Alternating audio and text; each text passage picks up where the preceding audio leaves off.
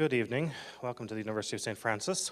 This is the latest and last for this semester of the series of public lectures from the Department of Philosophy and Theology, of which I am a professor. My name is Adam DeVille, and I've been asked to introduce our speaker tonight, Professor Earl Kumfer, who has been a professor here at the University of St. Francis since 1965. And that gives him what I often regard as a great kind of historical memory of this institution and perspective on many of its challenges today. I can think of a debate we were having just last Friday, one of those famously heated debates over really very little that academics are infamous for, and we were back and forth with competing proposals about how to handle the question, and Earl just kind of quietly stuck up his hand and said, why don't we just leave this till the next meeting? You know? And you could tell in that there was a perspective there that seemed to say, we've been down this road before, and we're not going to solve this right now, so let cooler heads prevail. And that kind of long-standing memory, I think, is very valuable. He came to us from Catholic University of America with undergraduate and graduate degrees in philosophy there, and then his doctorate in the philosophy of language from the University of Southern Illinois at Carbondale. His academic interests include philosophical topics, bioethics, for example, Franciscan philosophers like Duns Scotus, more religious and theological topics such as interfaith and ecumenical dialogue. And then in particular, something from which we'll benefit tonight, an ongoing interest in the intersection between science and religion, especially with his involvement with Metanexus and the Midwest Religion and Science Society. It's popular in the last number of years, as many of you may know, with the advent of the so-called new atheists, to disparage anything except so-called scientific reasoning, and to suggest that religious thought is all really just nonsense. We're going to hear tonight, I think, a perspective that suggests that it's not quite so simple, and there's more to it than that. Earl's other interests, as someone with long-standing roots in the community, include great activity in Boy Scouts, local historical societies, his parish of St. John the Baptist on Fairfield Avenue here in town, and service to the wider Roman Catholic Church in the diocese as director of the Religious Education Institute of the diocese for a number of years. He continues to do consulting work with various hospitals and community agencies, and has served the Allen County Emergency Mobilization Team. He will come and speak to us now, and then there's a number of opportunities tonight. He will flag those for us of the ability to interact and pose questions and offer some feedback, and so I will be popping around with this microphone for those of you so inclined to speak. Ladies and gentlemen, Professor Earl Kumfer.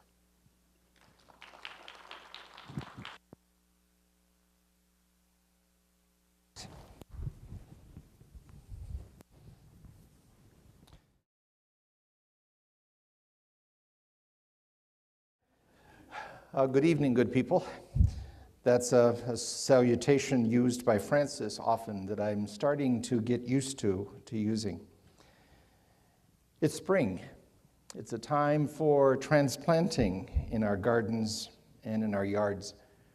And transplanting, as my wife has discovered this spring, often involves the loss of some cherished plants to make way for some new growth, or to split some of those that had gotten so tight that they need to be divided. I start with that metaphor because I want to forewarn you that some deeply rooted ideas you have may need splitting and relocating, perhaps, because of paradigm shifts that have occurred in our culture. Our age, as Adam suggested, is troubled by the phenomenon that our theologies and our sciences often speak foreign languages to each other, if they bother to converse with each other at all. They use words and models differently. They speak often at each other from inside different mindsets or worldviews. Even worse, many spokesmen for the two worldviews harden their positions defensively, sometimes aggressively, engaging in a competition between science and religion. Think back to the last few years and what you've seen in the media regarding evolution versus creation. That argument's been going on for 70 years or better. The new atheism and the four horsemen that are sponsoring that new move, the controversy over intelligent design and whether it is a science and should be taught in our school curriculum as a science. A believing scientist today may feel that this gap is very personal. It may affect her spirituality. One who struggles with his faith may be scandalized into approaching faith as one fork in a road that will never again cross paths with the efforts or the contributions of science. More than one believing scientist has shared with me that when they put on their lab coat, they temporarily set aside their personal faith. Not on this campus, but on a couple others where several of us have made presentations along this line. And certainly more than one contemporary theologian has shared in writing that their discipline can lead to the truth without needing science. I find this situation tragic. But the final tragedy is that many pretend that there is no gap at all. There are only bad ideas and stubborn folks whose errors go untouched by the truth. More and more people see the gap between faith and reason as a chasm that will never be crossed. They do not think that their models and paradigms can ever integrate with or contribute to the paradigms of others. If that is so, then both paradigms are broken, and they are incapable of bridging this gap. This has not always been so. The Copernican revolution began some 600 years ago and may not be over. Early modern giants in science were as motivated by their vibrant faith as they were by their insatiable curiosity. The Franciscan friars at Greenwich were as deeply engaged in science there as they were in preaching at the royal court there. I see the current alienation between religion and science partly fueled by the media. They love the controversy. It makes news. It's been partly fueled by differences between scientific and theological methods. They don't always understand each other. It has been fueled by higher education's tendency towards specialization. And it has been partly fueled by using mutually exclusive paradigms for the mind-body problem, which is where we're going to look tonight. If, to borrow a metaphor of John Paul II, we are again to fly with both wings, the wings of faith and the wings of reason, it is important, I will argue, to find or create a new paradigm, one that can help us resolve critical issues in our day, one that can encourage us to move beyond mere tolerance of each other in science and religion, and perhaps one that can inspire us into some very serious, productive dialogue. So my intention tonight is to move myself and you in this direction a bit. Consciousness offers, I believe, an opportunity for building a meaningful bridge across this gap. I invite you to temporarily suspend belief in your own paradigm of consciousness for a few moments in hopes of finding a better one or parts of a better one. Consciousness has become an everyday term. We hear it on Oprah, on Dr. Phil, in rap music and novels, in emergency rooms, and casual conversations. It's used in almost every academic discipline in some sense or other. We all know how to use the word, but it's certainly not the case that we can all hear what each other mean by it. We can examine consciousness with different agendas. And I'm not going to read these to you because you can read faster than I can speak. But there are many agendas that consciousness and our way of thinking about it will address. So my point is clearly to be able to grasp what consciousness is could be a key factor to getting at some of these agendas. I hope tonight that we're all going to talk, and I'm going to warm you up to this a little bit right now. I'm going to ask two questions.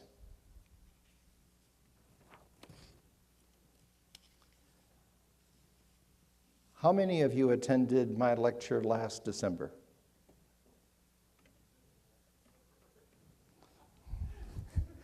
Of those who did, are you the same person who attended last year?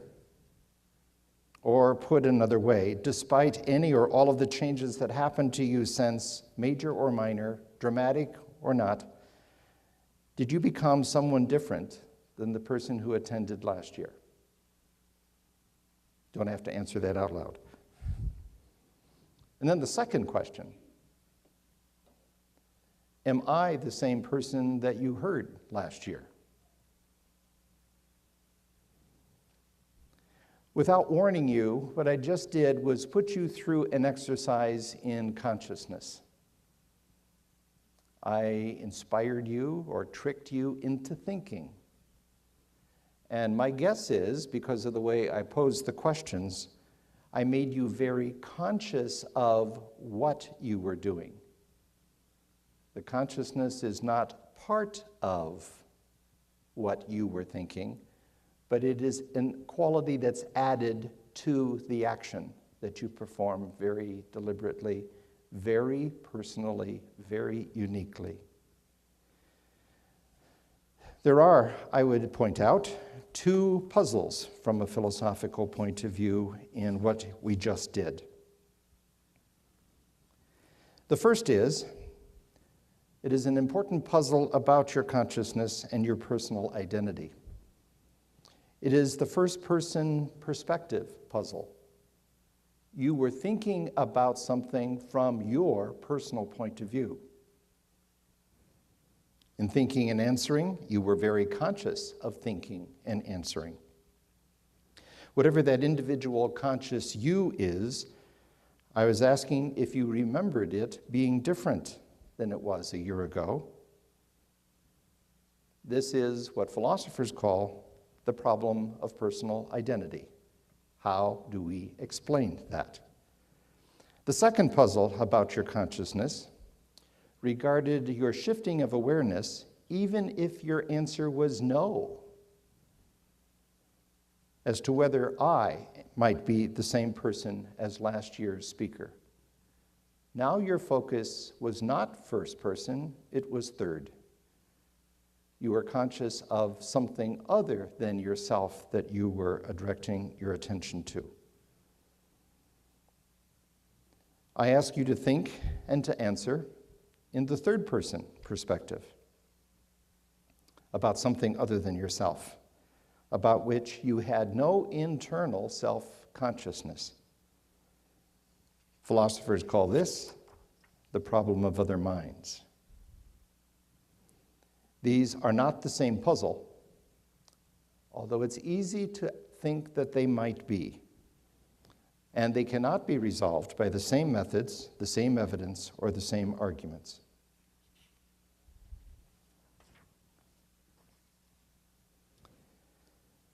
This is a picture taken about 8 years ago.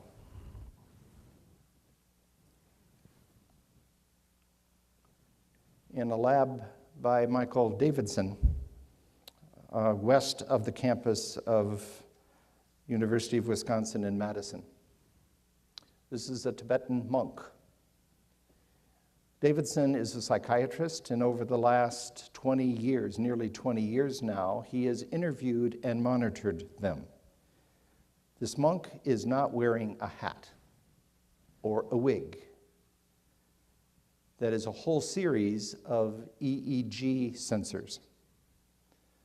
So as the monk begins his meditation, they start recording. They have very large computers there, and they're recording all of the impulses, the flow of blood, and the flow of electronic movement through his brain. as he puts himself into a deeper level of consciousness, as he moves around in consciousness and comes out. One of the requirements for Davidson is that these monks that he is working with have to have had at least 10,000 hours of experience in meditation. He also has a number of clients who have adjustment difficulties with fear, phobias of getting on airplanes or high places or whatever. And what he's learning from the monks and monitoring third person, because what you and I see here is third person. We're not seeing ourselves, are we? And the electrodes are not seeing self either. They're seeing something that is outside of themselves. So all of the data that is being gathered is third person data from the outside. They will not capture what the monk is conscious of. They can only see the biophysical responses to whatever is going on in his consciousness. The mystery of consciousness from a third-person perspective involves a number of problems. How can we describe it? What does it really do? How does it do what it does? Is consciousness only an individual thing, or can there be collective consciousness, as Jung suggests? What are the mechanisms? What are the biological mechanisms? Could we have evolved without it? Could it be an illusion? Could consciousness not even be real? These are lesser problems, and their answers are more or less ordinary, and they are in the literature of the field. The really, really good problem, the one that has a lot of promise, has been called by David Chalmers the hard problem. Boy, was he creative when he thought that name up. It's at the very center of the mystery of consciousness, and it has been stated a number of different ways. How do subjective experiences arise out of objective brains? How on earth can an electrical firing of millions of tiny brain cells produce this, my private, subjective, conscious experience? How can some cells give rise to subjective experiences and some not? So how could physical stuff produce mental effects? Before we become distracted by the very large body of theories and experiments reported, let's refocus on consciousness in that first-person perspective. And my reason for doing this is this approach to consciousness has been set aside and not bothered with for far too long, I think. It may not by itself answer the hard problem, but it is fertile with all sorts of suggestions for changing our paradigms so that we could perhaps make a contribution towards solving that problem.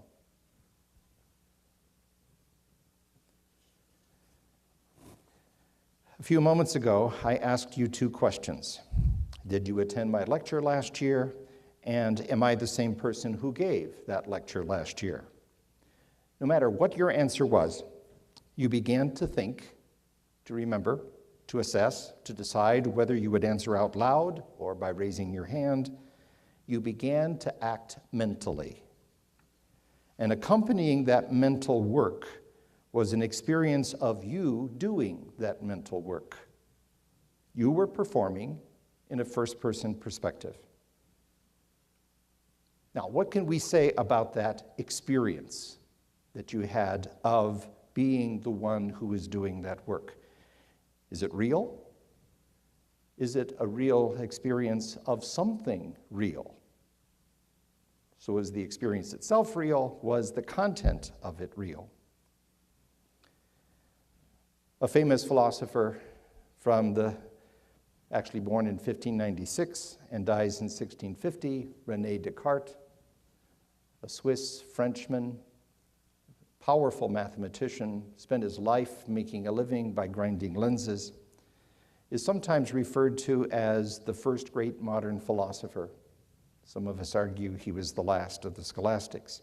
In any case, he failed to notice that the two questions we just talked about were really separate questions. And in doing that, he committed one of the most horrendous philosophical mistakes in the modern period, a mistake that philosophy is still now only beginning to recover from. Let's pause and see how he answered them. Then we can move on and answer them for ourselves. And I think we're going to do that collectively, because you're going to talk back in a bit. Descartes was overturning the problem of doubt. He wanted to get rid of doubt or find a solution to it. And he decided to not resist doubt, to not try to limit its damage. His creative insight was to let it run its course until it exhausted itself. So he doubted everything. If he could doubt it, he would suspend belief, put it on the shelf, and go on to the next thing. All that doubt would not be able to eliminate would then become, for Descartes, first principles. And with them, he could reconstruct an error-free body of knowledge, of truth claims, through rigorous and valid deduction. These are his words. And you probably will notice toward the end in this discourse in method, and I'll read just the last parts here. Sorry about that. He says, oh, that's kind of hard to see.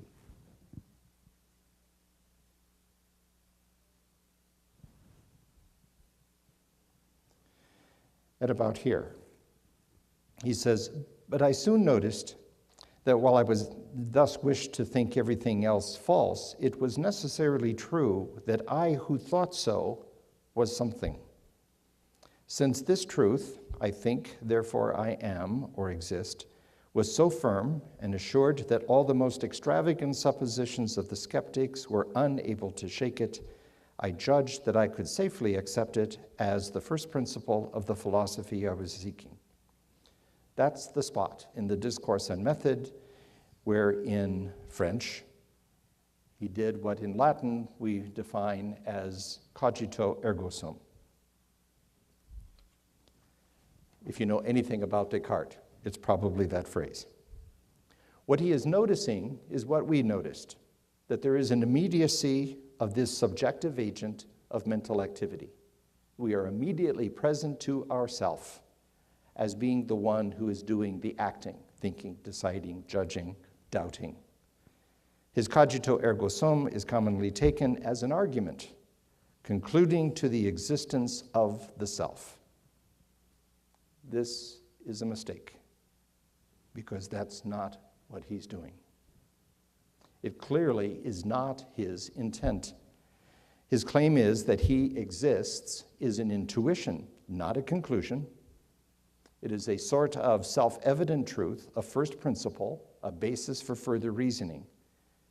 That he does not see it as a conclusion is very clear in later reiterations of this essay and this same topic. 4 years later, writing his new philosophy in Latin so that the theologians could read it, after revisiting the same steps in his methodic doubt, he says this.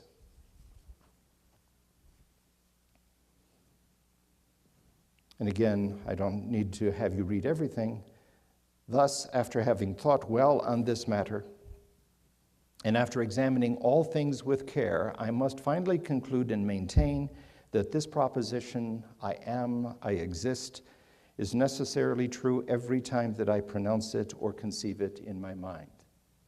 It's not a conclusion, it's an intuition. It's something that flows from the experience that he was doubting, and he realized the experience contradicted the possibility that he did not exist. And then he goes on to say something important that most readers never get to. It's the very next line. But I do not yet know sufficiently clearly what I am, I who am sure that I exist. I am therefore to speak precisely only a thinking thing, that is to say, a mind, an understanding, or a reasoning being, which are terms whose meaning was previously unknown to me. And that's where he makes his mistake. Here he expresses the certainty of his existence as given by first personal experience, not by proof. Notice he does not call this mental agent a soul. He calls it a mind, a thinking being. Later, he concludes that he is also a physical being, that he exists in space and time. But unfortunately, lacking a way for these selves to causally interact, he concludes to a strong dualism of substance in his treatment of person. We'll come back to that. Now we can return to the two questions regarding that first-person experience that we had with a little more precision. At least we know a couple of things not to do, some conclusions not to jump to. The first question, or the first variation on that question that I asked was it a real experience? When you were thinking, when you were noticing that you were thinking, was that real? Descartes says yes, and my guess is, I can't tell because I'm not in your minds, that you thought so when you were doing it, that you were not dreaming, you were actually experiencing, you were actually performing those. So there was some sort of an I, or an ego, to use the Latin word, that is doing the mental or the physical act. And in addition to that,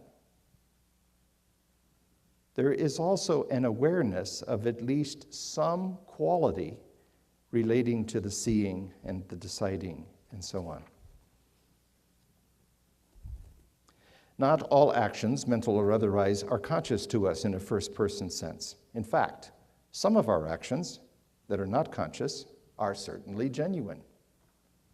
Your breathing, that's real, even if it's not something you are always conscious of. They might even be experienced by others from a third-person perspective. Others might notice that you're breathing even when you are not aware of it. A second question, which is not ontological, it's an epistemological question, is, was it an experience of something real? And the answer simply is, and this is where Descartes makes his big mistake, we don't know for sure what it is that we just experienced. He jumps to the conclusion that it is a knowing self. We're not sure of that yet, and we want to avoid making that mistake by assuming something we don't have reasons for assuming yet. Put another way, we know the first-person dimension of our mental act is genuine, it exists. We don't yet understand what's going on there. We don't yet know what it means with regard to our other beliefs and our knowledge.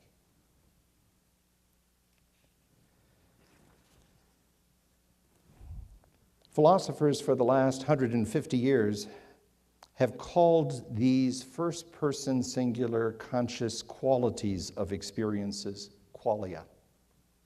The singular is quale. As far as I can tell, no one but us philosophers use this word in a technical sense. We're talking about those aspects of your awareness when you are conscious of what you are doing. We see that they are intrinsic, consciously accessible. They are not representational. They do not necessarily have to have information about reality in them. And some examples. We have perceptual experiences of seeing red, of smelling skunk. You notice that you're smelling what is probably a real or an artificial skunk smell. The feeling of roughness on sandpaper. There are also some body sensations, an itch. In fact, that may make us very conscious after a while, although we might scratch without being conscious about it. Felt emotions such as delight or fear, regret, grief. Felt moods, you feel depressed, you feel sick, you feel bored. And there are other experiences. Understanding a sentence, noticing something missing from a list, suddenly remembering you forgot to turn off the tea kettle. Clearly, describing these non-representational aspects of conscious experience would be a good first step towards explaining it. So let me ask, which means I'm going to come, or Adam is going to come around, and if you've got some insight, I hope you can share it, because then we can all gain from it.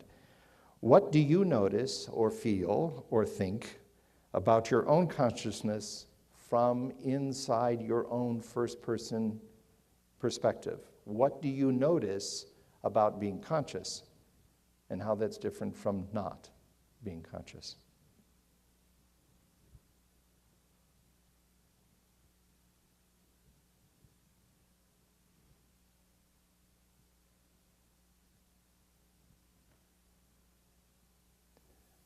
Let me put it another way.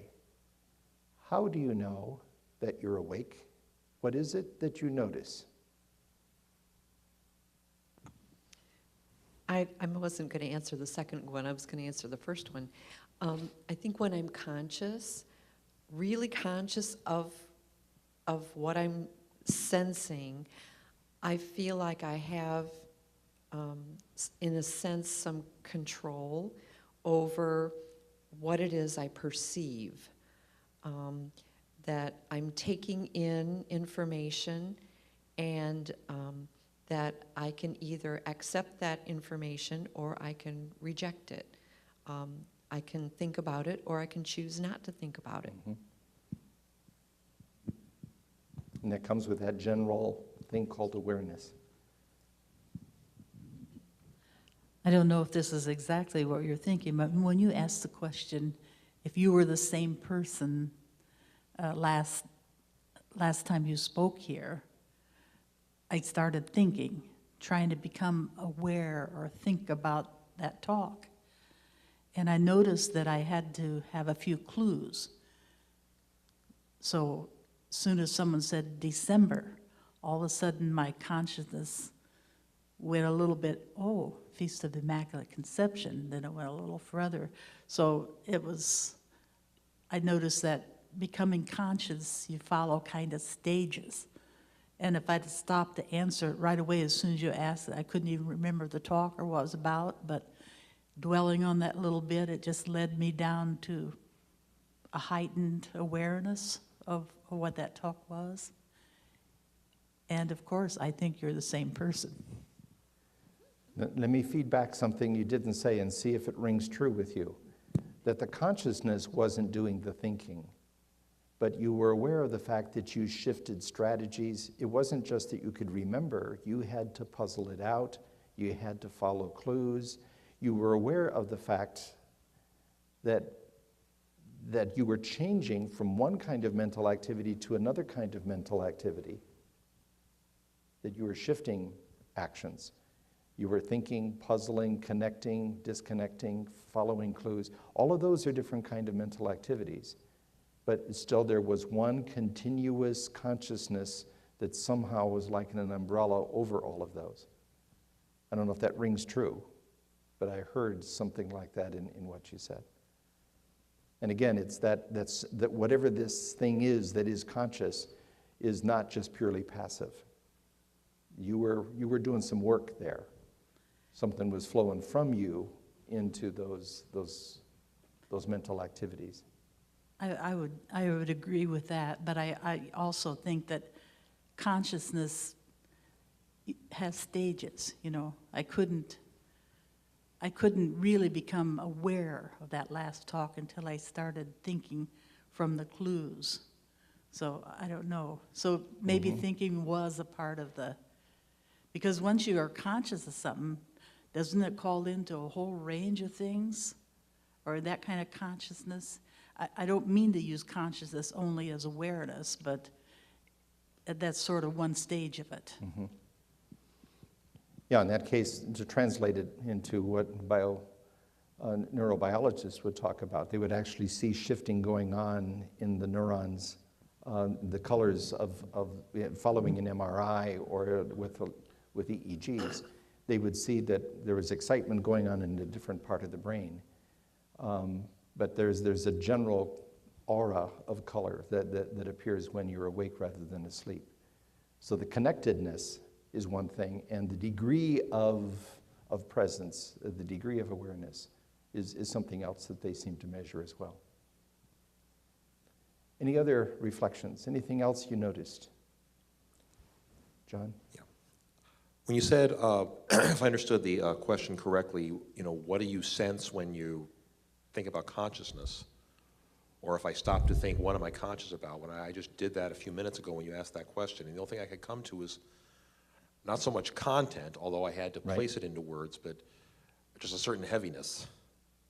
Mm-hmm. I don't know, I really can't describe it beyond that. Maybe almost a certain dread. I don't know if there's a psychological Is it something reason. like the metaphor we used, the light went on?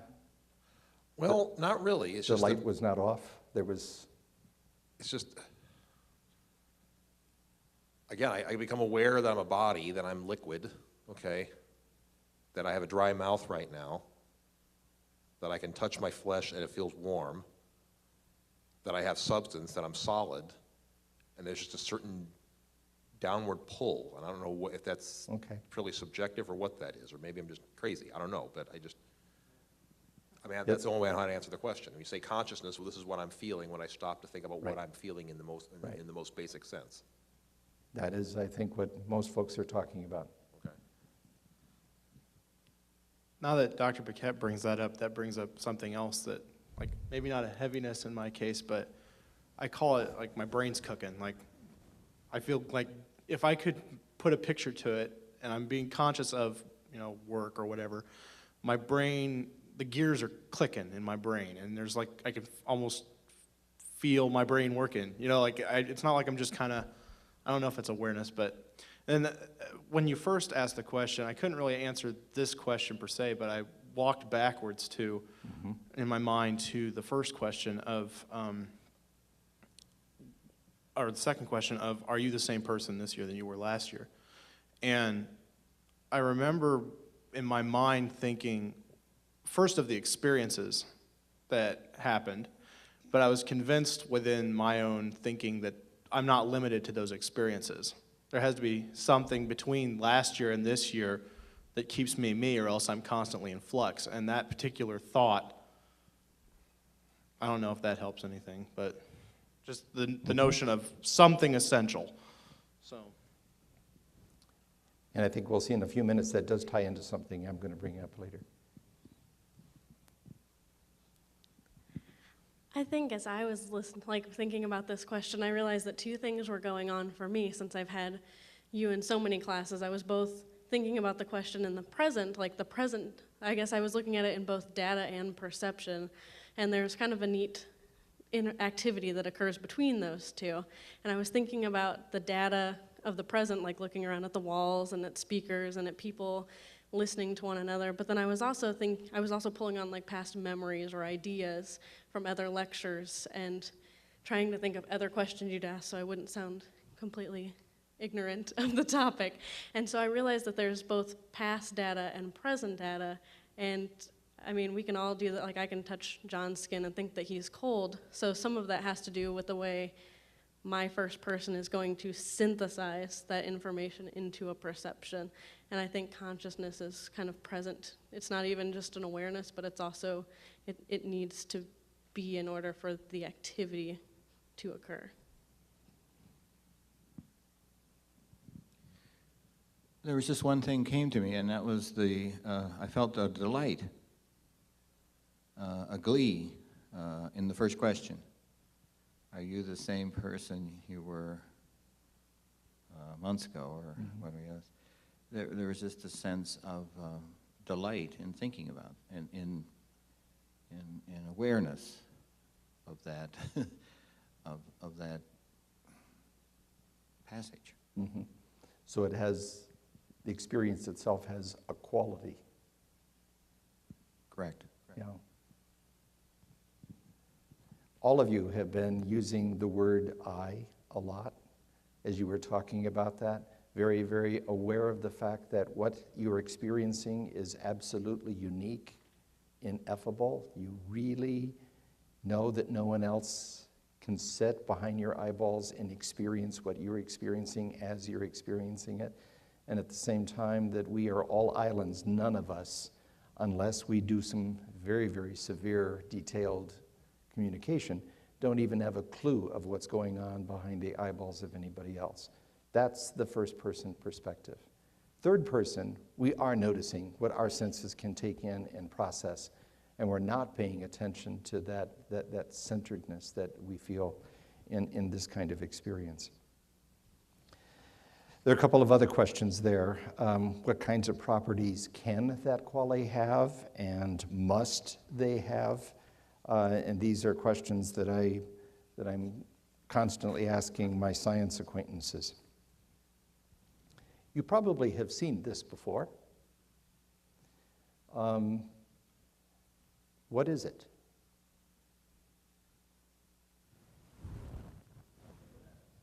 Pardon? It's a duck and a rabbit. Is it a duck and a rabbit at the same time? Can you?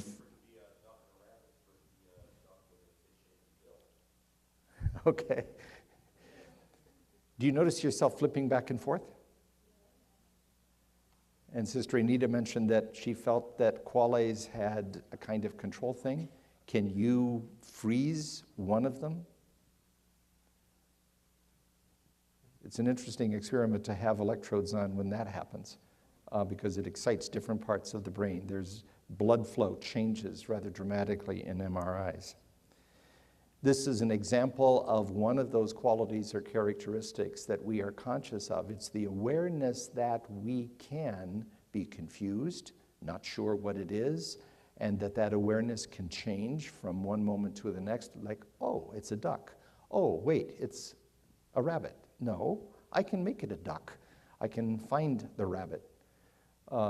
My best experience of this is going to the mall a number of times. I haven't seen it recently, where there's a painting with all kinds of little pieces of paint, and people are standing there and looking at it, and someone goes, ah, there it is. It's a boat. And we all go, what? Until we see it. That the shift of the quality, whether it's excitement or confusion, sadness or joy, whatever it might be, is one of those features of a qualia. I've been working on this for a while, and I have put a list together. I would not have expected you to name all of these things, but I noticed that you named 6 of them. 6 qualities that I've noticed that may be qualies of attentiveness or of experience. And my project for the next couple of years, if it takes me that long, is to get to different kinds of scientists in different kinds of meetings and say, talk to this philosopher and tell me if I'm barking up a wrong tree. Is there third person data? Is there third person knowledge that corresponds with these first person reflections, these first person experiences? Notice the first of those, the immediacy of it, that you are present to it. It is almost as if your awareness is frozen in a continual flowing present. In fact, some people would say consciousness flows from one thing that I'm doing to another thing. First reactions I'm getting from scientists is, no, that doesn't happen. There is no continuity, that it is always present, that there is no shifting, that what I'm doing is remembering, not experiencing past. I'm remembering it and then can kind of experience it, that is a step kind of basis. A good proof for this that they use is called change blindness. I don't know if you've ever seen it, but you will have someone flipping with cameras or something, a picture that looks like it keeps reoccurring, and they keep saying, it's 2 different pictures.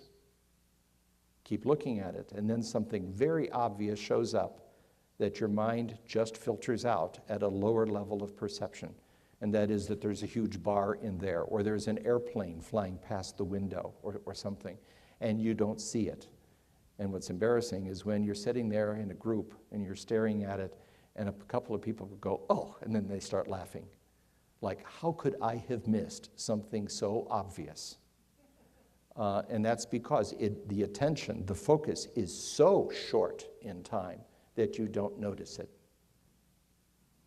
Another example of that in the old movies is you look at the stagecoach and the wheels are going the other way. It's the same kind of phenomenon. That's happening in here. It's not happening in your eye. Time referenced. Some would argue that there is some sort of awareness of déjà vu, that this has I've had this before, that puts you into a time reference. Some would argue there's no continuity objectively that can be measured third person there. If it is there, it's only there in first person. The subjectivity, I think, is very evident. We know that whatever I'm thinking, no one else can tell unless I tell them. That this experience is uniquely me, that I can never get inside your head and see and experience that presence, that awareness of the experience from the way you do it. And the ineffability follows from this. We can talk about it to a point. But what I mean by blue, when I'm aware of blue, I'm not sure that I can ever communicate that to anyone else. Now, I know that I'm blue-green colorblind, so I suspect that my blue is like nobody else's, at least not the general population's. There is certainly, as Father John mentioned, an affective context. There is a kind of emotionality. Sometimes it's just sad. Whatever is going on is something that I'm aware in a kind of depressed way, or a joyful way, or a surprised way. There are lots of different emotional qualities that come and go. Whether we can control them is an interesting question. It certainly is an awareness that has a focus that's objective. So I get a smell, a present tense smell, and I smell skunk. And then I go looking for the skunk, or I check with other people, do you smell skunk too? Or am I just imagining that? Because the content is not necessarily self-evidently true, but it certainly seems to be that I'm aware of myself being related by my actions, by my mental behaviors with other kinds of things. And the old problem of idealism, how do I know that it's really out there? That awareness certainly also seems to have a kind of a unifying effect. And we know this from people who have had damage. A common effect with stroke is that, it's fairly common, it's called the Hemofield Effect, that a person might have a stroke in one hemisphere of the brain and virtually, in a conscious way, not be able to see half of the world. And I've talked to a patient in a hospital with that effect. They just don't see it. That half of the world just is gone. And it's dangerous because as they go moving around, they bump into things, or things that are coming to them they do not see in a conscious way. And what's most interesting about the Hemofield effect is it only affects conscious awareness. They still flinch. So unconsciously, there is a sensing of something, and not only the sensing, but the interpreting of it as being dangerous, as moving fast toward me, causing a duck reflex, not the kind of duck we saw a while ago, but it doesn't enter consciousness. One experimenter that I talked to said, well, one of the things I do in the experiment with these folks is I'll have them look, and they see a whole panorama of things, and they can only describe as if they only had one eye covered, but both eyes are open, they can only see one half, because the other part of their brain in the conscious point is not functioning. And then he'll say, I can't tell you what's over there. It's blank. It's like a big blind spot. It's just all blank. And he'll say, guess. Guess what's there. And 95% of the time, they guess correctly. So there is unconscious knowledge going on. There is unconscious mental activity going on that never registers as being something that we are aware of. And it's not that there's a different hemisphere, it's just that level of awareness. Something physical is different in the brain, and they can isolate where the degree of color in the MRIs and the other things are different. They can locate the part of the brains where the damage, where the blockage, the artery break was, and that sort of thing, and eventually the neurons will grow back, and they can regain consciousness in that full spectrum again. But it's interesting that consciousness has something to do with that unifying, that there's a continual reshuffling at an unconscious level, but the consciousness sees it as one field of experience. It certainly is, by all evidence, and this is an important feature of qualia, that it's a high-level process, that the lower-level processes of consciousness don't rely on it, but it relies on them. So if you're colorblind, you're never going to be conscious of a color you cannot visually see. So it certainly is an emergent kind of higher-level neurological process, which suggests that consciousness is locatable. To the extent that those mental acts are happening, they're happening in locales.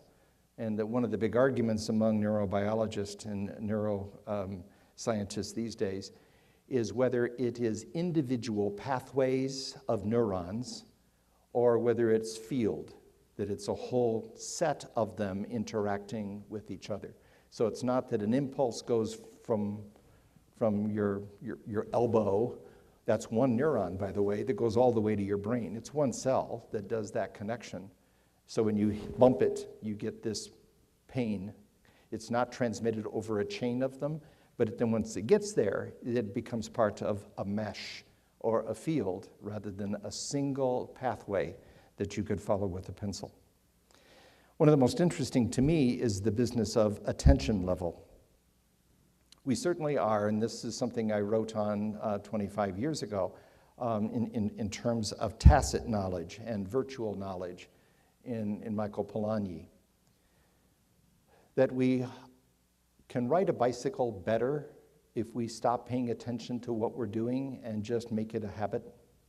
So that when we're first learning, we're trying to balance, and we're trying to pedal, and we're trying to guide.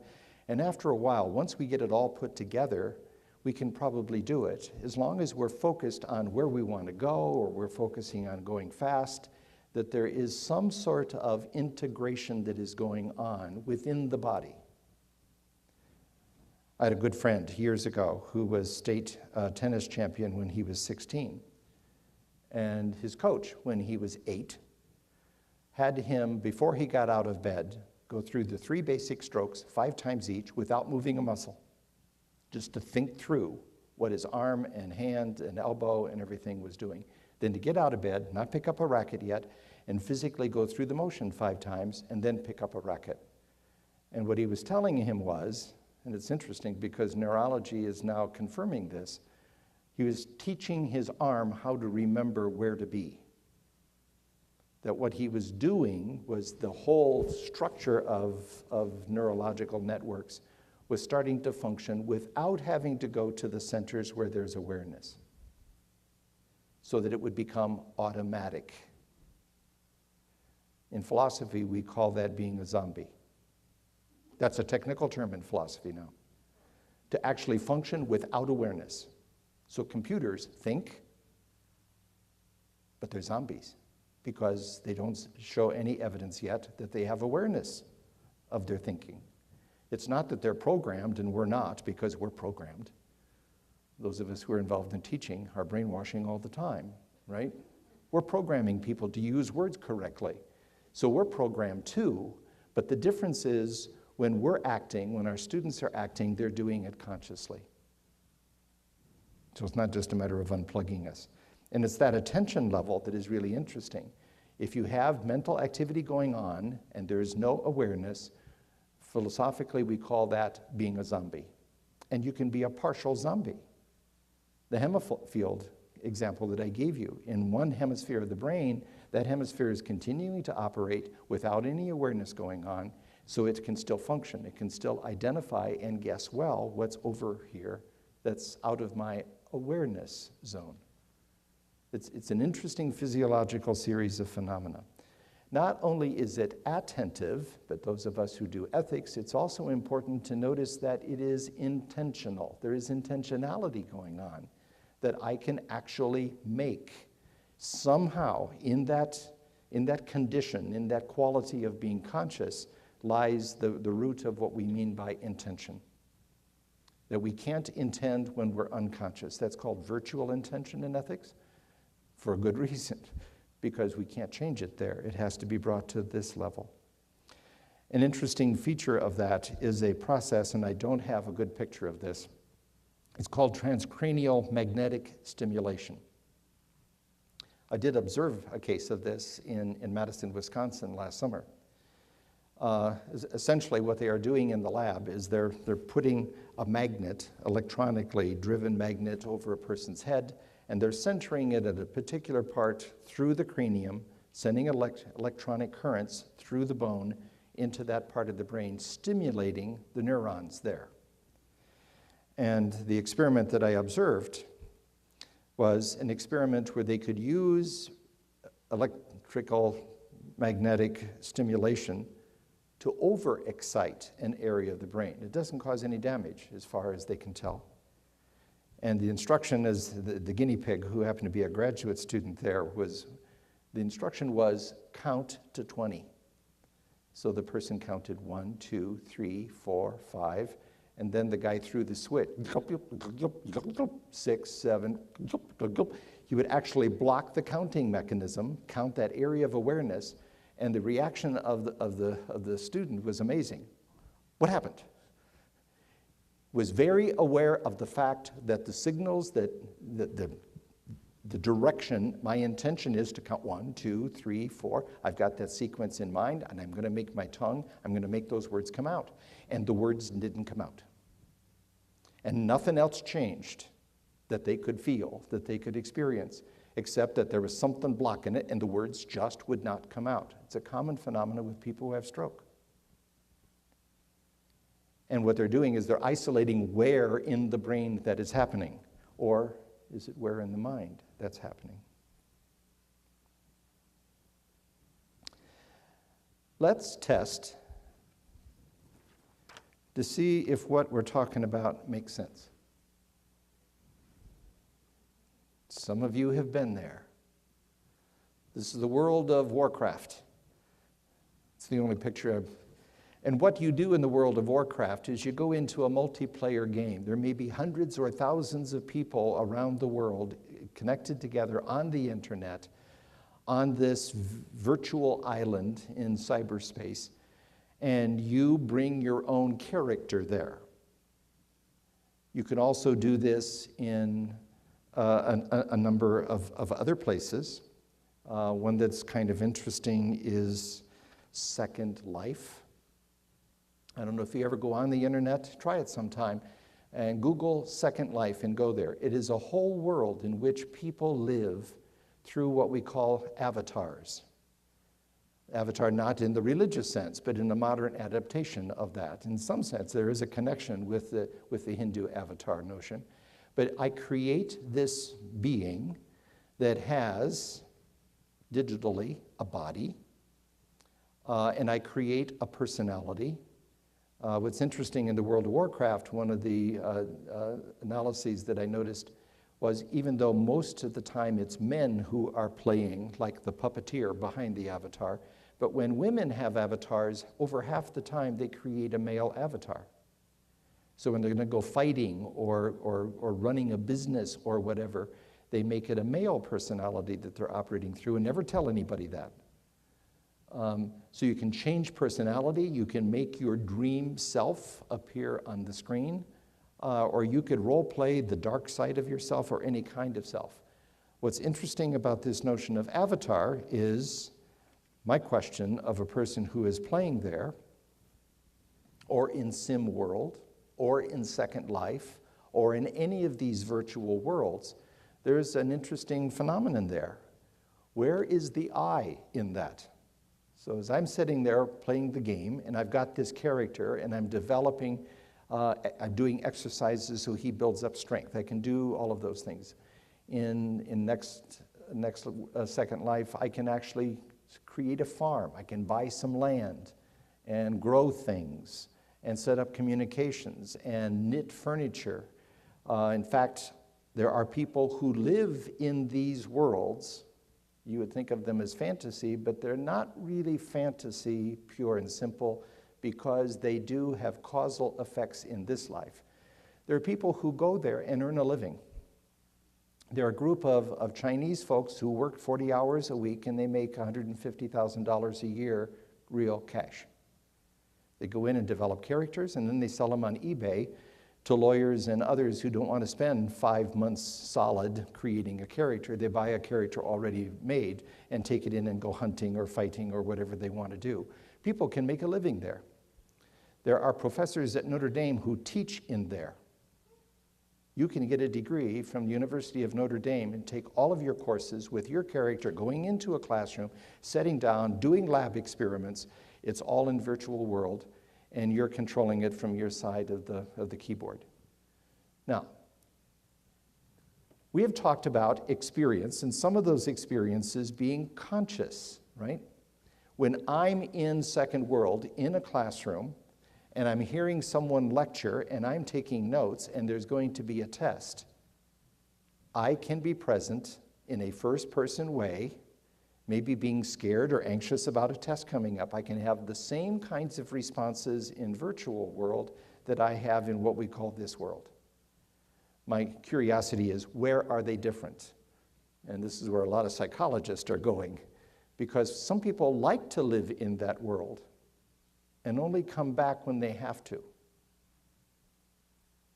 In fact, I think it was in Korea, there was a country just recently that has decided within the last 2 or 3 days that multiplayer games have to end at midnight until 5 o'clock. They're going to shut them off. They're going to pull the plug on them because too many people are spending too much time there and not going to work, or going to work very tired because they're staying up at night. I'm thinking it was one of the Koreas. Watch for it in the paper. It's there. So there are going to be psychological effects in this world because you're there. People can go crazy there. You can earn a living there. You could live most of your life there. I could go study SCOTUS there. Except we'd have to get him in there somehow. So my questions are those experiences in these multiplayer contexts, are they first-person experiences? My guess is they probably feel exactly like what you reported feeling a while ago when you were just reflecting on your first-person experience of asking the question. Are the avatars themselves zombies? They seem to fit that philosophical description, that they are entities that are carrying out mental actions because I can tell them to design a plan, right? I can tell a computer to actually program another computer, right? So there seems to be some sort of mental activities that those avatars can be designed or created to do, but they still are missing that awareness, I think. And we who are the people who are running those avatars, are we different when we're running our avatar than when we're lecturing here? So if I would go to Notre Dame and conduct one of their classes for them in Second Life, would I be the same person? Just a slight environmental difference. A lot of people say, well, that's fantasy world. It's really no different. It's simply an electronic extension or a technological extension of this world. So I put on binoculars and I can see at a greater distance. So I can go into a virtual world and see and do things that maybe I cannot do here. I could go into a lab and perform surgery until I get it right, rather than practicing on real live human beings. But I would still be learning in this life, perhaps. We have a question back there, Adam. So I'm wondering if we can experience qualia in virtual reality, and we're probably going to need to have some guinea pigs who want to spend some time in Second Life or in World of Warlock situations and go there. Yes? I guess I thought it was kind of interesting that you phrased it like you phrased it as to run your avatar, and it wasn't World of Warcraft, but it was like Neopets, if anyone's ever been there. But I guess I viewed it as me being the person, not running. It wasn't a ghost in a machine theory. I was the avatar. Yep. But I guess that's also, I guess I make a distinction too between personness and humanness, and I feel like humanness, like we get really attached to this body and this physicality and this reality, when in some ways, like if you've spent hours on one of those websites, it's just like it may be a digital form, like you talked about the digital form of a body. Like you create your digital form and then you're just running it. And in some ways I think that the digital form of body action, like they still walk, they go around worlds, they get educations, like I guess I just view it as a different sort of body, because I also believe in the notion of like when we go to heaven we get a new body, but I still see myself as Caitlin in heaven, and so there's a different physical form there. Why can't there be different physical forms here? So I guess that's my take, I guess, on this world. I wouldn't see them as zombies necessarily. I would see them as real persons and an extension of self, just as me coming to college may be different from my persona in high school or at work, but it's still part of myself and part of my personness. Let me give you an example. If you set your avatar to work there, one of the things you can do is work in a gold mine and dig up virtual gold and then go cash it in for real dollars. And you can do that while you're sleeping. Because the avatar never gets tired. It just keeps doing the same thing over and over and over and over again and creating virtual ore. In that case, he would be a zombie. In the case where I'm using and operating in a battle or something, or I'm milking my cow very consciously, then my consciousness would be the consciousness of the avatar. Is that what I hear you saying? Well, I mean, I know that they like go on and carry on some actions outside of that, but I guess I would just see that. I guess that's kind of hard to explain, because on the place that I was at, they didn't do anything until I got back to it. Oh, okay. So, but there are some games where that does take place. Okay. But at least there are some parallels, is what I hear you getting at. I guess there's also a structure of power and hierarchy still in those games, Okay. too, that really translates to society here. There's That's a true. good, there's an evil, there's being ashamed. You feel loved, ashamed, hurt, scorned, you can die. And people, like some people who get really into it actually experience like a sort of death, part of a death of like part of them. Oh yeah, if your character gets killed in a battle, you're dead. And you could mourn yourself.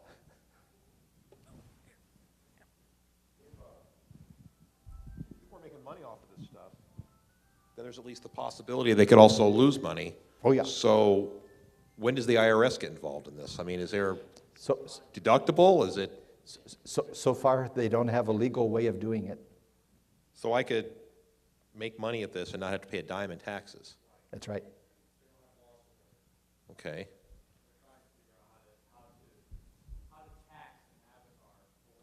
Mm-hmm. Holy crap. I've played games. I've played games where you'll walk into a particular map, and there are people sitting.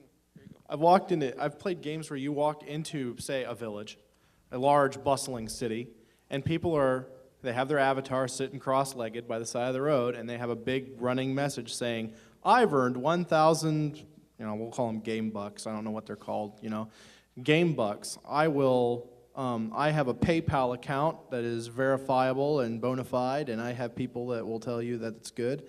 And if you don't want to work hard and earn 5,000 game bucks, I can sell them to you for $10 American, or whatever. Mm-hmm. Mm-hmm. Does the word sucker mean anything?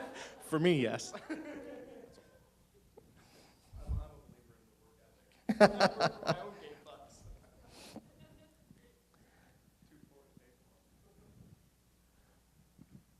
Well, all this is new to me, And I have a computer at home, but my question is, who's got the time for this? I mean, Oh, that's certainly an I issue. mean, it's like, I have enough going on in my own world here.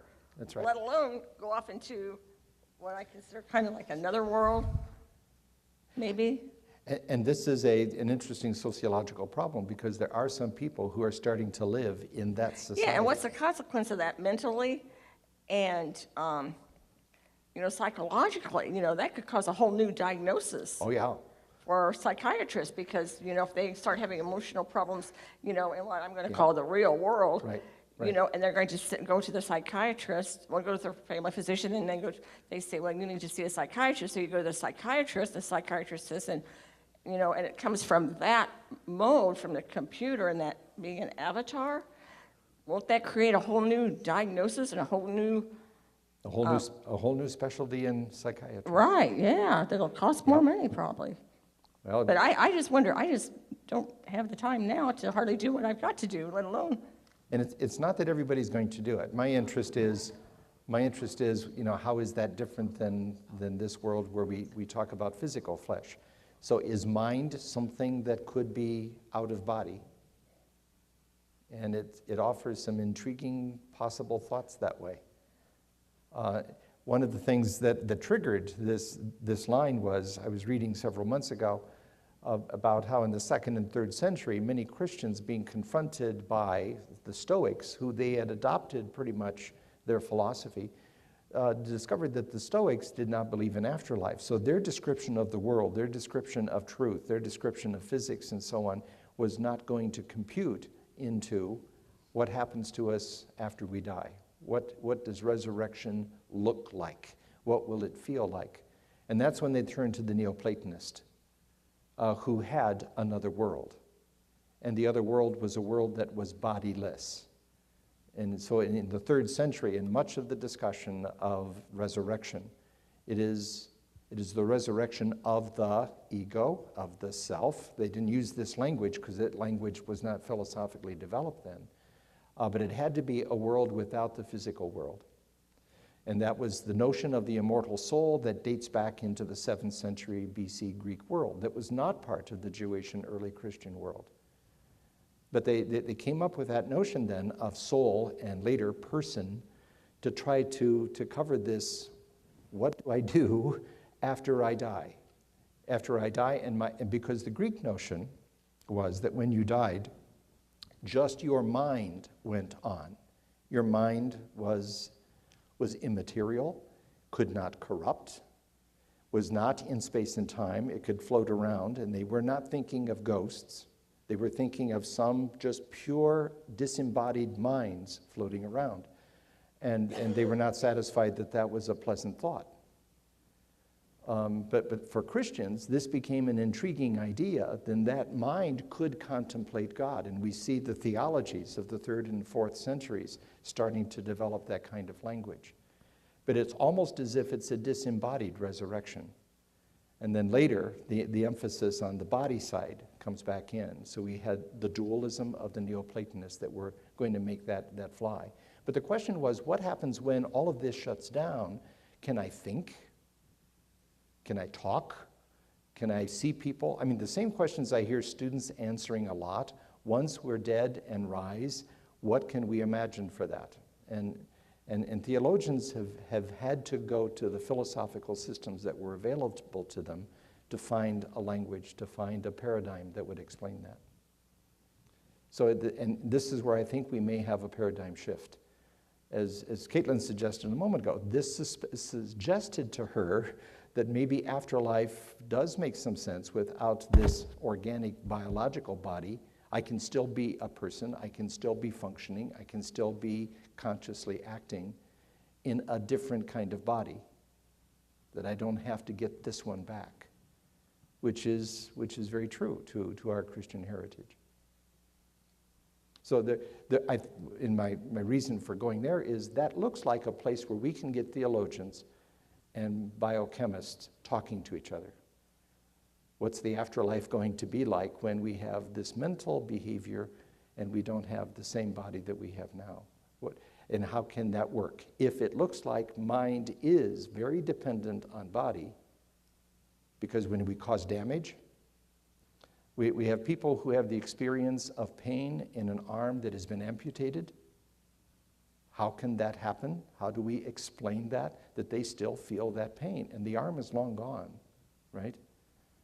So we've got a lot of phenomena there that stymie the scientist. And the theologian with our own concepts, I think, can come to the table and say, you know, we have some alternative models here that we could explore. And I think there's a possibility of that here. But I think you're right. On the front end of this, it looks like, who would ever want to do that? Because it looks like we're busy enough in this world. But there are a lot of people who don't mind exploring and who find themselves contented in that world. Yeah, I actually, the cable channel MTV did a documentary about it. They have a series called True Life, and they did somebody like iGame or something like that, and they showed a lady that did World of Warcraft, and she really did, they just shift their priorities to that alter ego almost, rather than their real life, the life that they're physically in, they shift it to that one. But then there was a lady that she did the Second Life thing, and she was a musician, but she, in real life, she had stage fright and would not perform out in public. But in this Second Life character, she was like having concerts, and she had like fans, and she would give concerts out there, and she's like, I'm really popular in my Second Life, but she couldn't make that translate into her, the physical reality that she was in. So it leads me to that question, are avatars persons different from our real persons or merely extensions of them? So is the person that she had on Second Life, is that like the real person that she's meant to be, or the real person that she is, and there's something in her physical life that, or in her real life that blocks her from that?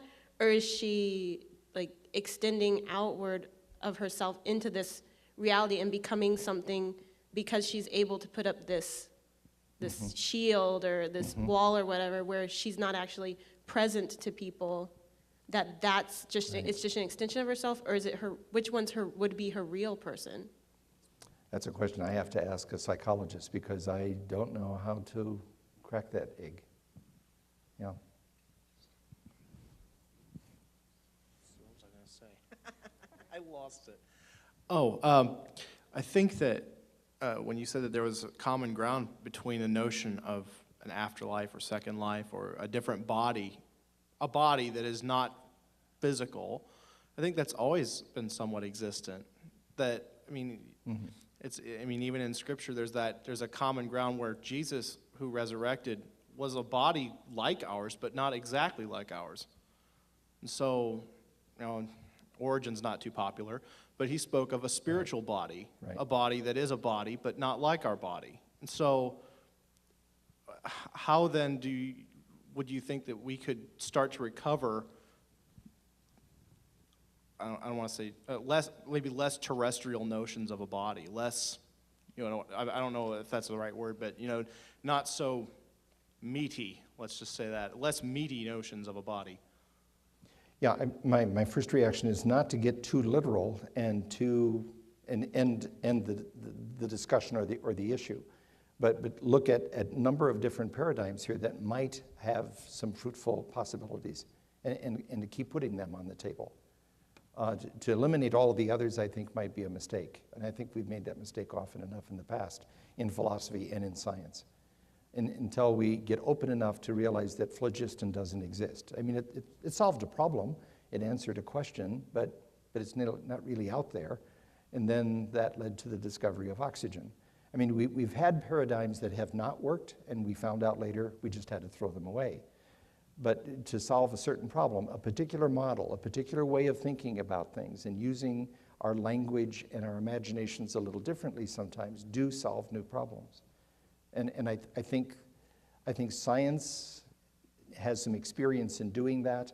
I think theology can freshen and enrich the tradition by looking at alternate translations, alternate interpretations, and so on.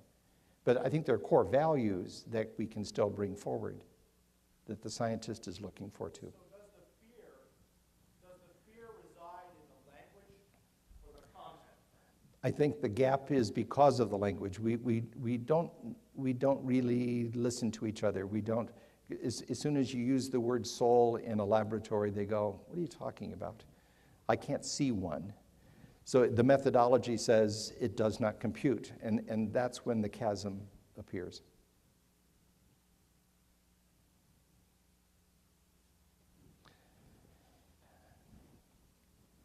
Let me move a little quickly toward an end here. I'm going to skip some things because I don't want to keep you here until morning.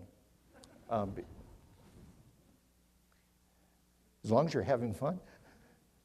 I was going to add, while you think that there was a question earlier about like time, who has time to do it, and I think it's just a difference of perception too, because I think this is the nightmare that they have, like this reality that we think of as reality is just the nightmare they have to visit for a couple hours every day to like shower and do all those other things, and that's the reality for so many people in the avatar world. The priorities are there, their to-do list are there, their family is there, their friends are there, all the relationships and nurturing they feel are there, so they view it as, when do I have time to go visit that physical world that I have to go shower and eat in, not when do I have time to go visit this fantasy of virtual reality. And I think that's just a difference of perception once you get kind of into that reality. But I think part of the concern was, people can get lost there and not come back, and some of the social or psychological problems that might break up marriages, for instance. Let's look at a couple of things here as I move on, because there are a couple more things I want to get to and close out still within an hour and a half, which is longer than I planned on talking.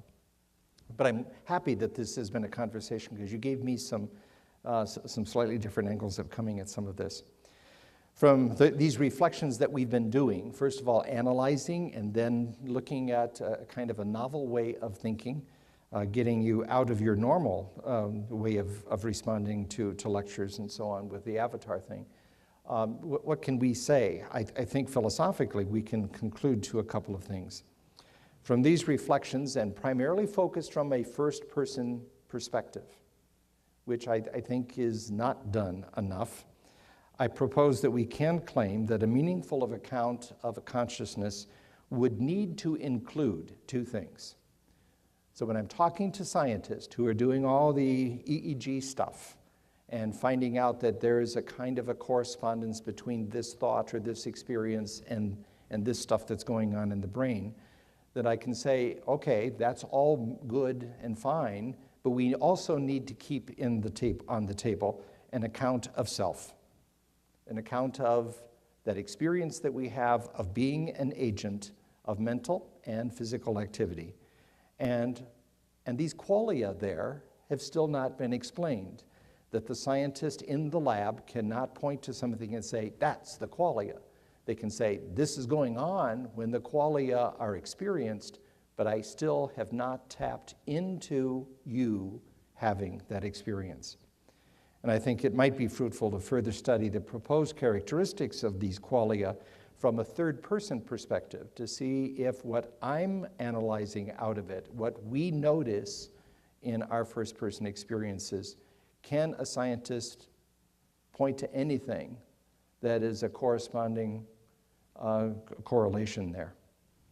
For theologians and scientists to engage in this study together, I think, would enrich the understanding of both groups. It would also provide a laboratory for mutually discerning strengths and weaknesses of our disciplines.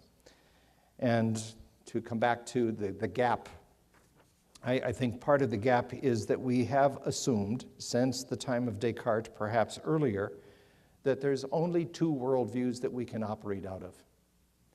That one of those is dualism, one of those is materialism. And materialism, I think, is much more sophisticated than I used to think of it. Behaviorism is certainly a form of it, and so on. All of the materialisms involve that everything can be explained in terms of tangible, sensible data, that we can track it back, we can organize it, no matter how sophisticated and intense it gets, everything still obeys the laws of physics. Everything can be derived from the laws of physics, predictions, and so on, in various forms. Both physicalism, which we see in the physical sciences, functionalism very much in the neurological sciences, and a kind of strong artificial intelligence view, which is still a material view. On the other side, we have dualisms, which come in two flavors. One is a dualism of substances, that it's things that are either mental or physical. If I can use the word mental to mean spiritual things like this consciousness that we have. And then there are others, and I find this a more refreshing, a more fertile kind of dualism, but still a dualism, that involves a dualism of properties.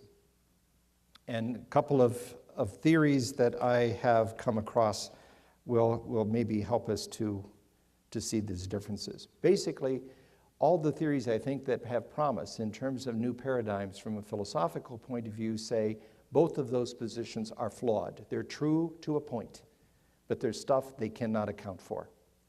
Dualism cannot account for how does the soul interact with the body. How does something that's purely spiritual produce a non-spiritual effect, or vice versa?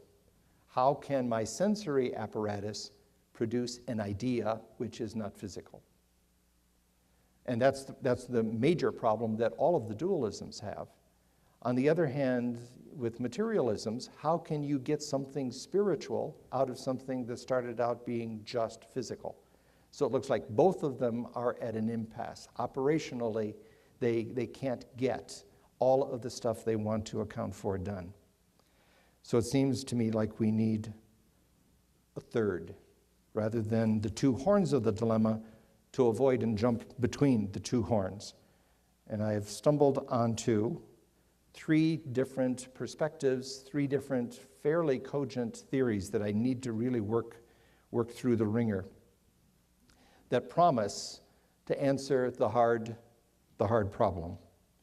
One of these is a philosopher by the name of John Searle. I first stumbled on him in my first dissertation where I was working in philosophy of language. He's a biological naturalist.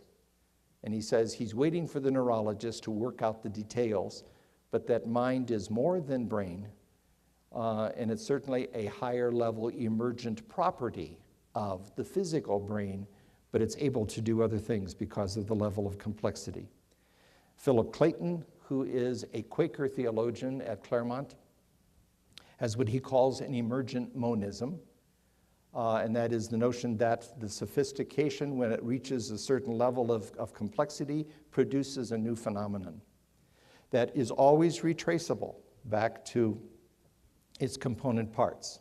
A classic example of emergentism is at some point in the history of the universe, at a purely physical level, there was oxygen and there was hydrogen. And when you got the correct sophistication and complexity of environment, it produced water.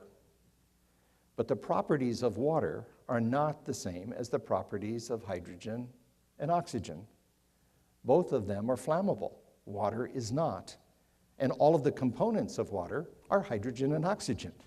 So how can the whole not have the properties of its component parts? And emergentism goes back to a Greek idea that we find in Aristotle, that the whole is always greater than the sum of the parts. A dualist says what is greater comes from outside. An emergent monist says it comes from inside. That this evolution, and it's using an evolutionary kind of notion, you get enough complexity and you have enough sophistication, now the organization can take on new properties. More locally, we had a college, and we grew into a university. And part of it was the complexity of the ingredients, size, numbers, programs, numbers of students, numbers of faculty, and it grows. Are we still a college? Yeah, there are still the fundamental notions and operations, but we are not performing at just a college level any longer. And the third person you know probably very well, you may not know him by this name, Karol Wojtyła, a Polish cleric in the 1970s, got a degree in philosophy, studied under a student of Husserl's. And as he tells us in his book, The Acting Person, he set out as his agenda to to bring together traditional philosophy in the schoolmen together with the phenomenology in Edmund Husserl and his thinkers, and he did. And he has put together a new philosophy of man called The Acting Person, which is the 10th volume in the Analectica Husserliana, the only pope who has ever published in that series of journals. His is the 10th volume of what are now 96 volumes, and still in print. If you want to buy a fresh new copy, you're going to have to pay about $400 for. He is very respected as a philosopher long before he went to Rome to study theology. And what has been fascinating to me over all of the years that John Paul II reigned as Pope, when I read his encyclicals, I see the philosopher in them. He was a philosopher long before he was a theologian, and his theology is built out of using philosophy in a different way. He was not a traditional Thomist. He was a Thomist a la Husserl. He put the two together in a very, very creative way. His paradigm is that we are, the person we are, the ego or self that has these experiences is always an acting person. There's nothing static. What emerges is the activity. And that's when we become a person.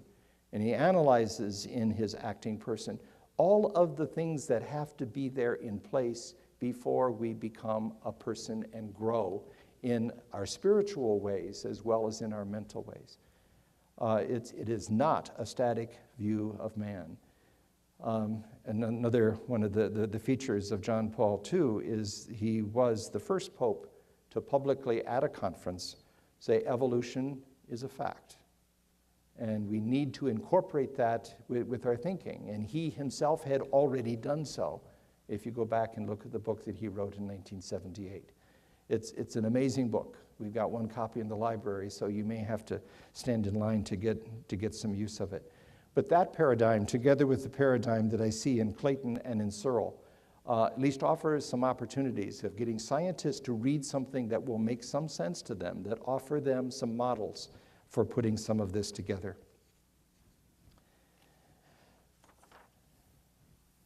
I'm not going to walk through each of those separately for you. If you want copies of this, send me an email and I'll gladly pass on what I've dug up here, but I don't want to keep you too much into the dark.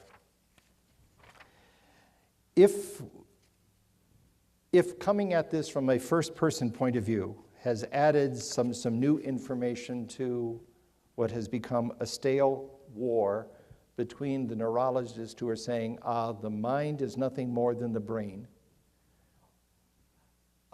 If we want to crack that egg, I think the kind of reflection that we have done tonight can be done by scientists. I think they can catch an image of that and then go, oh, now when I go back to the lab, I can think of myself as having qualia, as that my activity will have a property, not another substance, not another faculty, but that I can operate differently, that qualitatively I can be conscious in what I am doing and be aware that what I'm looking at on the screen when I'm doing an MRI of a Buddhist monk is I am seeing from the outside third-person story of what they are experiencing in the inside.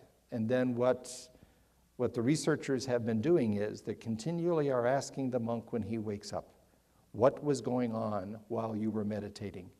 And give it to us in a timeline. And they become very experienced and detailed. They will sometimes describe what happened and take as long describing it as it took them to go through the meditation.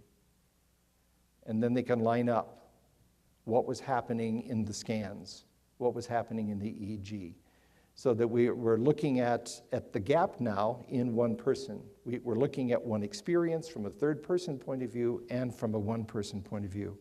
And I think that will help. Oh, didn't want to take this away yet.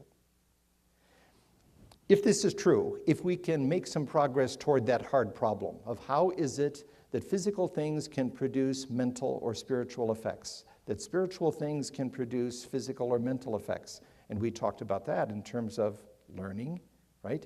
That I can control the duck the duck rabbit. And I do that simply because I shift my consciousness somehow, and we know how to do that somehow, then we can actually produce a different visual effect. So we know that this is a two-way cause-effect sequence because of first-person experiences. You never would have expected that just by looking at data in a laboratory. That, I think, we can bring to the table.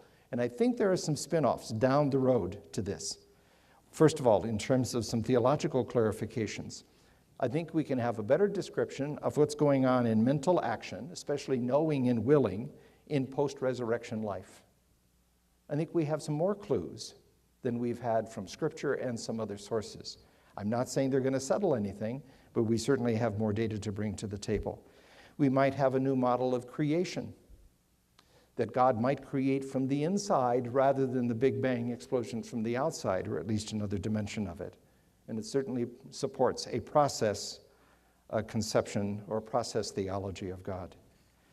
What is even more interesting to me is from another life that I have as a teacher and a researcher and a consultant in ethics, is the problem of the definition of death. A century ago, the legal and the clinical definition of death were the same. Your heart stopped beating. You stopped breathing. And when the physician saw that, he signed the document, you're legally dead. Now we know that that is not necessarily the case. We can have people who are clinically dead who are still breathing, and vice versa. I was talking to a woman at Lutheran. Her husband had just gone through a heart transplant. And despite all the training, despite all the videos that she had seen before, when the surgeon came in and we were sitting there, and he came in and he said, it's going to be 3 more hours yet. Everything is going fine. We're going to have to close. And he said, I want to tell you how glad I am that we found another heart for your husband when we did. Because as I looked at the table, I had taken his heart out and I set it down in a tray right next to the donor heart. And at that point, she fainted. Because she suddenly realized, by the old legal definition, he was dead. His heart stopped beating. But he was not clinically dead. There was a heart-lung machine taking over and pumping, and the heart transplant was happening. So, and we're now moving towards definitions of death in many states, where death is defined in a legal way more and more often, more like the clinical way, that consciousness is stopping. If you remember the Terry Schiavo case, a very clear problem. And it's not just persistent vegetative state. That's a separate issue. Those people are not clinically dead. But there are times when the brain deteriorates in such a way that certain functions of consciousness cannot occur. And there may be some new definitions of death that come out of this. And resolving certain moral responsibility issues. I'm positive that first-person reflections on this will take us away beyond theory into some concrete examples of things like free will and minimal free choice and some of those very important ideas, and get us away from some of the behaviorism that we've been saddled with. And then lastly, for some students, I think this is going to make a lot of progress in dealing with the corporate agency model that we are most familiar with in the last couple of months, since the Supreme Court has defined corporations as being persons with constitutional rights, that they are as much a person as any bio-mental person walking around. And this happens to be groups of individuals that can now own things.